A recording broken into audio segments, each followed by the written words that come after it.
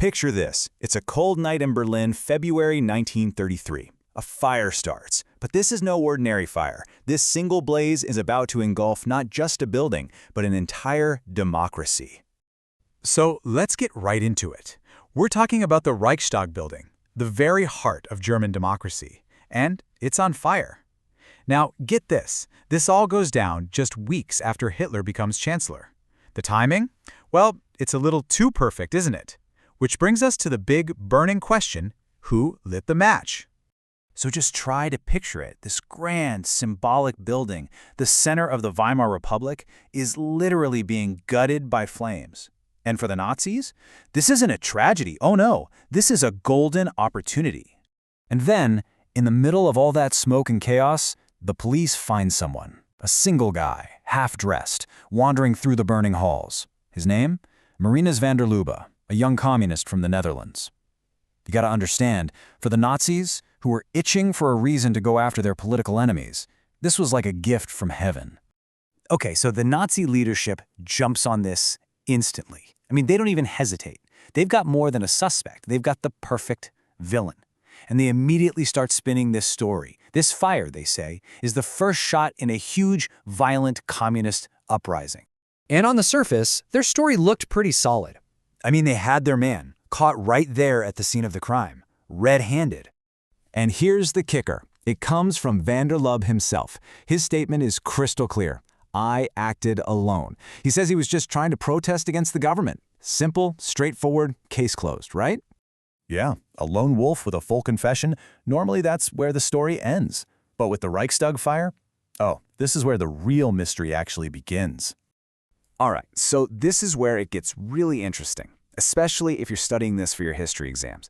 We have to act like detectives here and put the evidence itself on trial. We've got to sift through all these conflicting stories and accusations to figure out what really happened. Let's kick things off with a real bombshell. We have General Franz Halder, who says that years later, at Hitler's birthday party, of all places, he personally heard Hermann Goering, one of Hitler's top guys, bragging about it. Bragging that he was the one who set the fire. I mean, talk about a shocking confession, right from the top. But hold on. Here's the twist. Goering completely denies it, flat out. He says, "Why would I do that? I had no motive." He even joked that he was annoyed because they had to move to a different building and he cared more about the Opera House than the Parliament. So, who's telling the truth here? And this right here just shows you how tricky this all is. On one side, you have a supposed confession from an SA commander pointing the finger directly at Goering and Goebbels. Sounds convincing, right? But then you look at the details. One of the alleged accomplices he names, he has a perfect alibi. He was literally giving a public speech in another city that night. The stories just don't add up. And really, when you start digging into the sources, it's just a total mess of contradictions. You've got some people saying the Nazis snuck in through a tunnel, but then others swear that tunnel was locked up tight.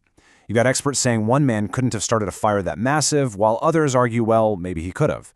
There is just no simple, clean answer. Okay, so let's shift gears a little bit. Because honestly, while historians can argue all day about who lit the match, there's absolutely no argument about who used the fire to their advantage. For Hitler, this wasn't a crisis, it was a gift. And this is the key takeaway, really. In some ways, it almost doesn't matter who started it. What truly matters is what happened next. Hitler grabbed this moment of chaos and fear and used it to push through changes that would have been impossible just a week earlier. And just look at how fast everything moves. This is so important. The fire is on the 27th. The very next day, February 28th, a new law is passed that basically rips up German democracy. Less than a month after that, Hitler has become a legal dictator. It was an incredibly fast power grab, and the fire was the starting pistol. So that first law, the Reichstag Fire Decree, was the first huge step. It basically wiped out all the basic rights people had. Freedom of speech, gone. Freedom of the press, gone. The right to gather in public, gone. Even the privacy of your letters and phone calls, poof, gone. And it was all done to protect the people from this supposed communist plot. And the Nazis did not hang around. With this new power in their hands, they went to work immediately. They rounded up about 4,000 of their political opponents, mostly communists, and threw them in jail. Just like that, the opposition was silenced. And this next part, this was the final nail in the coffin for German democracy. It's called the Enabling Act, and it gave Hitler the power to make laws all by himself, without asking Parliament for permission. With his biggest rivals in jail and everyone else terrified, he got the votes he needed, and that was it. Democracy in Germany was officially, legally, over. So let's pull all this together. Why does this one fire from 1933 matter so much? Well, if you're studying history, the Reichstag Fire is a perfect and frankly terrifying case study of how a democracy can be taken apart piece by piece from the inside. When you boil it all down, historians basically have three main theories. Theory 1, van der Lubbe did it all by himself.